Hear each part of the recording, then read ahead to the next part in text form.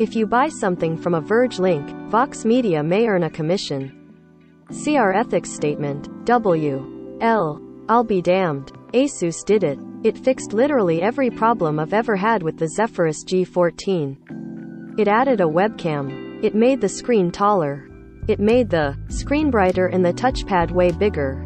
When it comes to the features and chassis, I'm basically out of complaints. But in doing so, Asus has added another major issue: price. The reason the G14 shook up the laptop world when it was first released in 2020 wasn't just its excellent chassis and frame rates, it was the unbelievably low price that chassis and power were available for.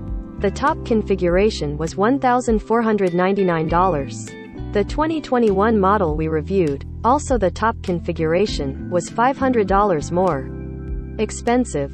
And this 2022 iteration is yet another step up in price. This system, which has an AMD Ryzen 9 6900HS, the first Ryzen 6000 system we're seeing this year, a Radeon RX 6800S, 32GB of RAM, 1TB of storage, a 120Hz 2560x1600 display, and an animated LED matrix on the lid, will go for, as far as I can tell from the information Asus has provided, $2,499.99. That puts this G14 model very far outside the budget range it previously occupied. It's now significantly more expensive than other top 14-inch rigs. It's in the same price tier as Razer's Blade 15 Advanced, which is already considered pricey. While the G14 remains my favorite 14-inch laptop to use, it's now in a position where you can get better performance for less. Quick note: my test unit appears, from the information Asus sent me, which was vague and which the company wouldn't clarify when I asked, to be the most expensive one that will be available. It looks like another configuration with the same processor and display, but an RX 6700S, and without the fancy lights, I'm guessing, will also be sold for $1,599.99. I wouldn't be surprised if that one is a much better deal, and I wish I had it on hand. But this $2,499 SKU is the one Asus sent me, so it's the one I'm going to review. Asus ROG Zephyrus G14, 2022. Verge score: 7. Good stuff. Bad stuff.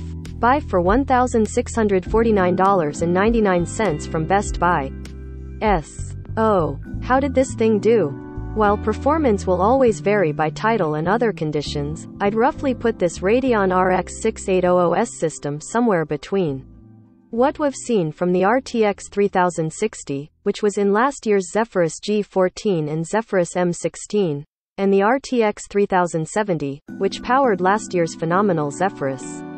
The G14 averaged 202 FPS on CS GO at maximum settings and native QHD resolution. That CPU-heavy title was the only one to take full advantage of the 120Hz display. The 6900HS processor here displayed an incremental but not significant improvement over the 5900HS that was in the 2021 G14, which averaged 191 FPS on this title, and the G15, 178 FPS. The Ryzen chip looks to be doing its job. But when it came to titles that lean more on the Radeon GPU, results were murkier. On Shadow of the Tomb Raider, the G14 delivered 70 FPS with ray tracing off and just 37 FPS with ray tracing maxed. This is very close to what we saw from the Intel-based RTX 3060 Zephyrus M16. But both the RTX 3070 G15 and the RTX 3070 Razer Blade 14 did a much better job on this title, especially when ray tracing was in the mix.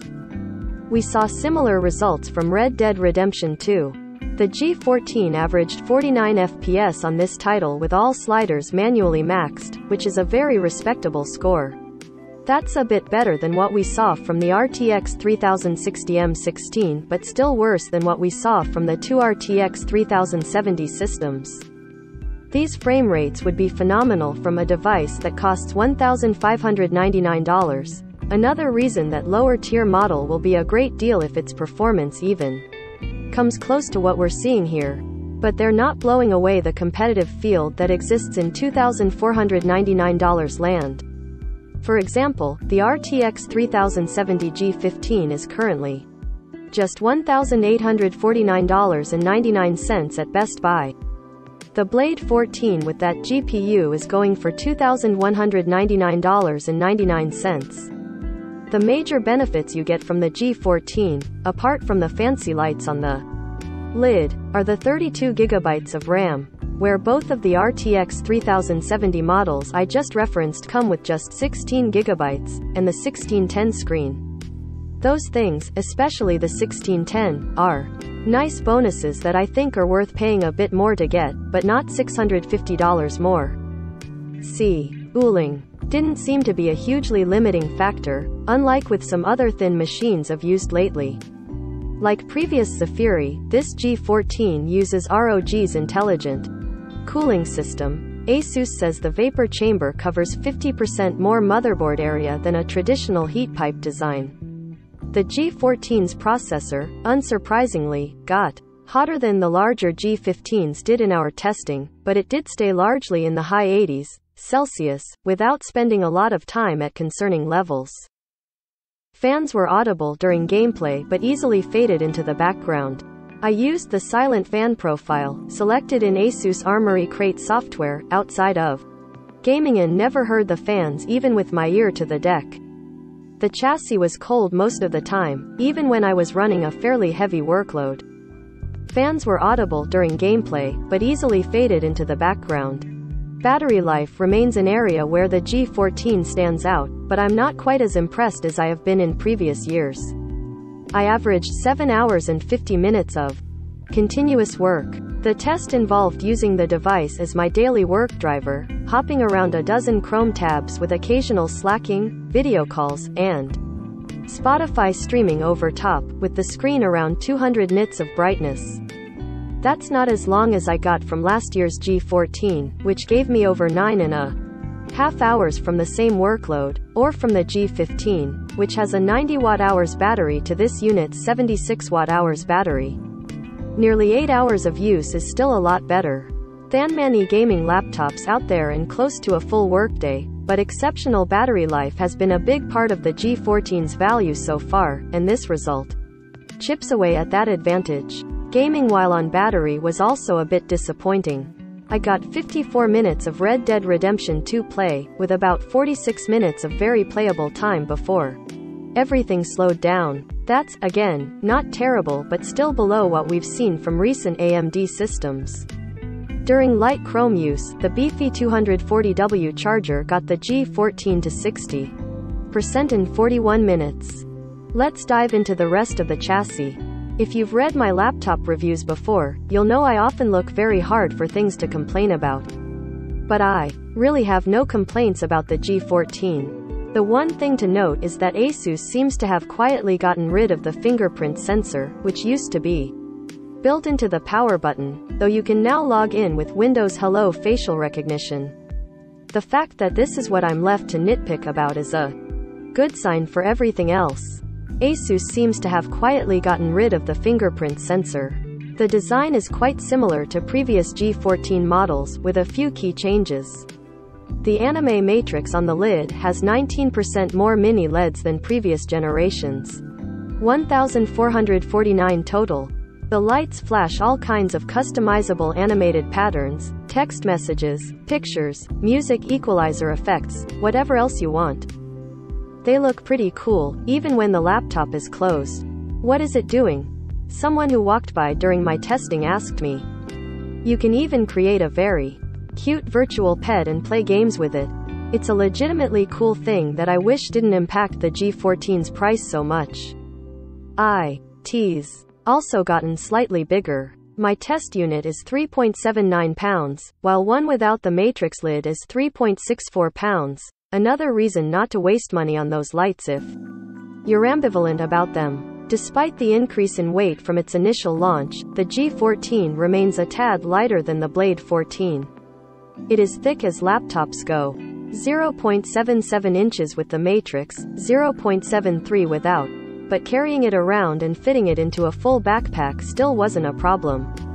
Asus ROG Zephyrus G14, 2022, specs as reviewed. The all-aluminum body is as sturdy as ever. I battered it around in my full backpack for a few days, and it picked up no visible scratches or fingerprints. The white color of my unit helps with this, of course. There's some flecks in the screen, but virtually none in the keyboard. The white finish is quite. This G14 also folds back a full 180 degrees, while last year's model could only do 110. It has the Ergo Lift fold under hinge, as many Asus laptops do. It's a bit sharp, but not as uncomfortable as it can be on some thinner models. The white finish feels quite nice and is a step up from last year as well. The plasticky black bezels are really the only part of this G14 that doesn't quite look the $2,500 price. The change I'm most excited about is in the screen. It's finally 1610, with a 91% screen-to-body ratio. It looks more modern than previous generations and allows for more multitasking screen space. It's also a great panel, covering 100% of the sRGB gamut and reaching an impressive 515 nits. That makes this one of the brightest gaming laptops I've ever reviewed. Elsewhere, the touchpad is 50% larger than last year's, and it's huge. I never once hit plastic while scrolling, and while my right hand was often resting in it, there were no palm rejection issues. The trackpad itself is quite smooth, with an easy click. And the G14's keyboard, always one of my favorite keyboards in the market, now has RGB backlighting. I wasn't blowing my normal typing speeds out of the water, but with 1.7 mm of travel, it's still a lot of fun too. Finally, there's a webcam. It's compatible with Windows Hello, and it's actually fairly good. Even in dim light, it delivered a clear and crisp picture, with little noise and much more accurate colors than you usually see from laptop cameras. Speaking as someone who's on Zoom meetings all the time, this single feature has brought the G14 from a device I'd never consider to one that's I'd actually buy, at the cheaper price. The end of the day, Asus has fixed basically every problem I've had with the G14 in the past and has fine-tuned a number of other features. This would be a phenomenal buy for $1,599. And while I unfortunately can't say this for certain, I strongly suspect that you should wait for the lower-tier model and pay.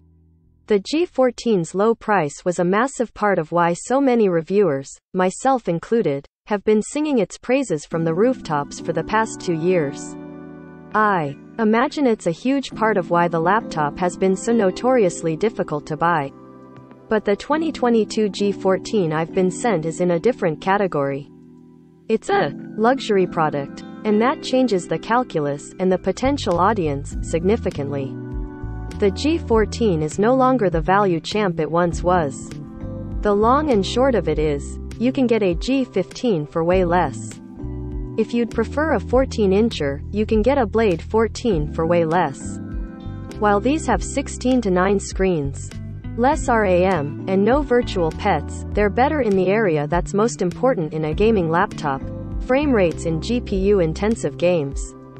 If you want the 1610 and the pretty lights, you might also consider the Zephyrus M16. It doesn't offer quite as much in terms of raw graphics power, but it came quite close on the titles tested here, and it's currently available for literally $1,000 less. This high-end G14 is really in the Blade 15 Advanced's price category, and that's a tougher class than it's occupied in the past. The G14 has a nearly flawless chassis and a powerful CPU that may be worth $1,599, but you shouldn't spend $2,500. To earn that price tag, it needs to bring better performance. Agree to continue. Asus ROG Zephyrus G14, 2022. Every smart device now requires you to agree to a series of terms and conditions before you can use it, contracts that no one actually reads. It's impossible for us to read and analyze every single one of these agreements. But we started counting exactly how many times you have to hit agree to use devices when we review them, since these are agreements most people don't read and definitely can't negotiate.